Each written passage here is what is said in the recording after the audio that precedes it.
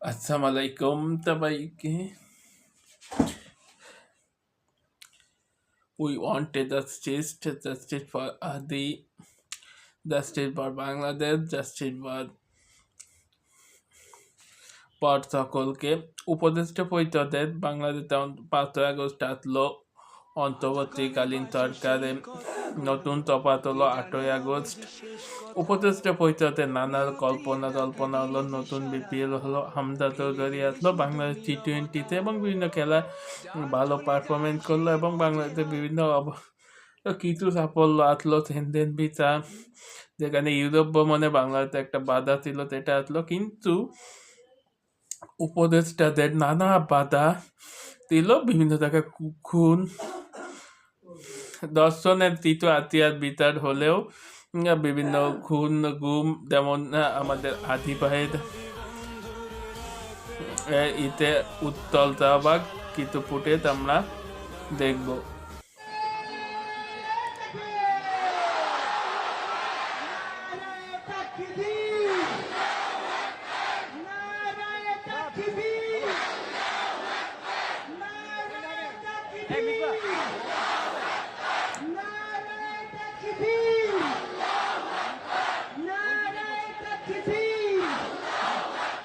কতটা মানুষ উত্তীর্ণ থাকলে শাহবাগে রাত জেগে শীতে কনকনের মধ্যে তারা আন্দোলন করে, কতটা তার ভাইকে ভালোবাসলে।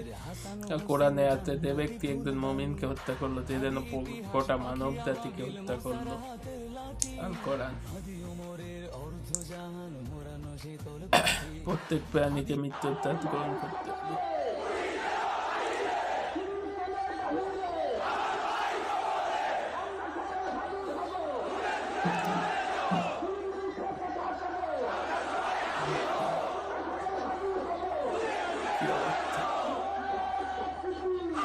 তার কথাগুলোই ছিল বারুদ, খুবই চমৎকার আমাদেরকে আধিপত্য করতে। আর আমরা যদি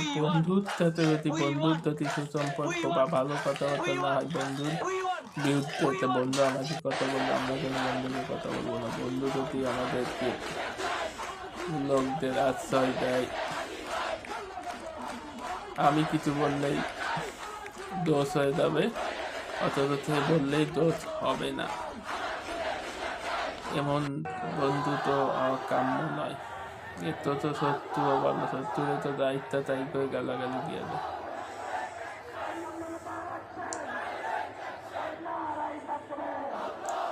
We need হাদি ভাই। তিনি মারা গেছে, আল্লাহ তাকে জান্নাতুল ফেরদাউস দান করুক, তার হত্যার বিচার যেন হয় এদেরতে, যাতে আমাদের আইন শৃঙ্খলা যেন ভালো হয়। Justice for Adi, justice for all Bangladesh, justice for all serial killing, Padma আসামিদের খুন করেছে খুনি, যে মারা গেছে সে শহীদ। এটা সবসময় মাথায় রাখবেন, যে দলের হোক না কেন, সবাইকে পর্যন্ত ধন্যবাদ।